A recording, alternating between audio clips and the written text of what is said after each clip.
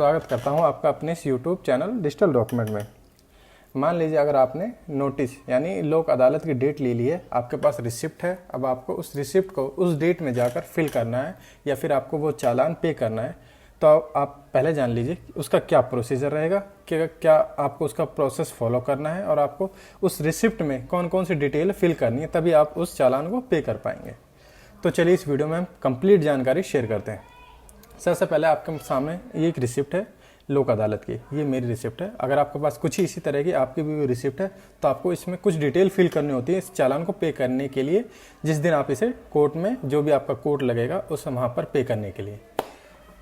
पहले तो आप यहाँ पर जो भी आपकी कुछ इन्फॉर्मेशन है, जैसे गाड़ी नंबर है, क्या ऑफेंस लगा है, कब लगा है, कहाँ लगा है, किस डेट को लगा है, वो आप यहाँ पर देख लीजिए। इसके बाद नीचे आप यहाँ पर आएंगे तब आपको यहाँ पर कुछ डिटेल फिल करनी है। जैसे कि सबसे पहले तो आपको यहाँ पर प्रेजेंट श्री यानी आपको उस बंदे का नाम लिखना है जो भी इस चालान को पे करने जाएगा कोर्ट में।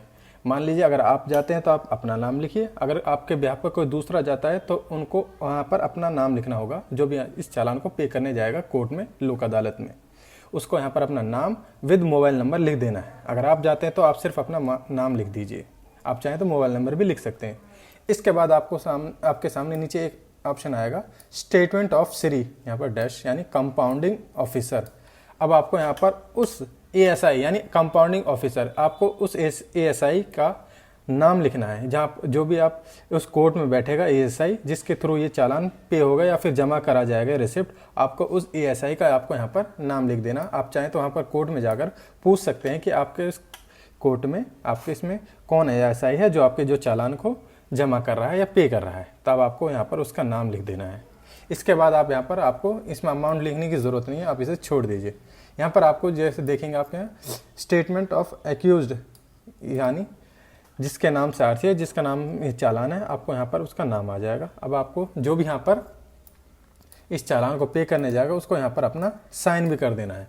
अगर सेकंड पार्टी जाती है तब आपको यहाँ पर उसका नाम और यहाँ पर उसके साइन ये लिखने हैं। अगर सेल्फ पार्टी यानी जिसका ये चालान है वो खुद जाता है तो उस यहाँ पर उसको अपने आप खुद का नाम और यहाँ पर खुद का सिग्नेचर कर देना है। इसके बाद आपको यहाँ पर कुछ भी फिल करने की ज़रूरत नहीं है। आपको एज इट जैसे ये चालान है इसी को आप अपने एएसआई जो भी यहाँ पर चालान रिसिप्ट जमा करेगा उसको यहाँ पर जमा कर देना है आपका। इसके बाद अब जज साहब जो भी आपको इस चालान के अंडर जो भी आपका फाइन बनेगा या आपको जो भी ऑफेंस के अंडर जो भी छूट होगी वो आपको यहाँ पर पे करने के लिए बोल देगा। आप यहाँ पर अगर आप उसे पे कर देते हैं तब आपको इस चालान के एक रिसिप्ट यानी आपको सिर्फ ये रिसिप्ट, ये वाली रिसिप्ट, ये दो आप वो कोर्ट खुद जमा कर लेगा। जैसे आपके पास ये जमा हो जाएंगे, आपको सिर्फ ये रिसिप्ट यानी ये आपको काट कर यहाँ पर मोहर वगैरह और आपने जितना अमाउंट भरा है वो यहाँ पर आपको मेंशन करके लिख के दे दिया जाएगा। अब क्या करना है, अब आपको इस स्लिप को जो भी आपको यहाँ पर रिसिप्ट ये काट कर दी जाएगी, अब आपको इसको अपने पास रख लेना है, संभाल के रख लेना है। अब आप कम से कम 1 से 3 महीने तक का वेट करना है, कम से कम 1 महीना और ज़्यादा से ज़्यादा 3 महीने।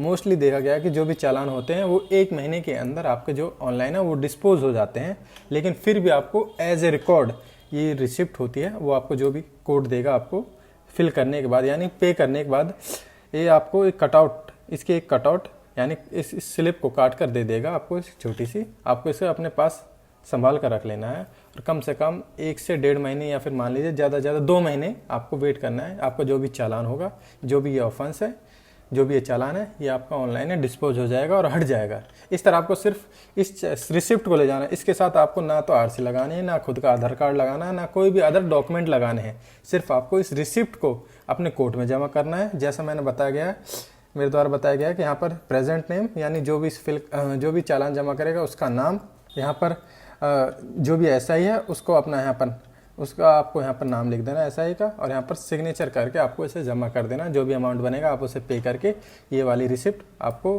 कोर्ट के द्वारा मिल जाएगी और अब आप इसे लेकर अपने घर आ जाइए। अब आपको सिर्फ 1 से 1.5 महीने का वेट करना है और आपका जो भी चालान है वो ऑनलाइन डिस्पोज हो जाएगा और वो हट जाएगा। इस तरह आप कोर्ट में नेशनल लोक अदालत की डेट लेने के बाद अपने चालान को आसानी से भुगत सकते हैं। इसके अलावा कोई दूसरा और प्रोसेस नहीं है, मेनली यही प्रोसेस होता है दिल्ली में लोक अदालत में अपना जज चालान फिल करने के लिए, पे करने के लिए। धन्यवाद। आपका वीडियो अगर सही लगी हो, अगर मेरे द्वारा दी गई जानकारी आपको कहीं भी सही लगती है तो आप हमें वीडियो के कमेंट में लिख कर भी बता सकते हैं या फिर हमारी वीडियो को इसको लाइक भी कर सकते हैं। धन्यवाद, मिलते हैं हम अपने नेक्स्ट वीडियो में। जय हिंद।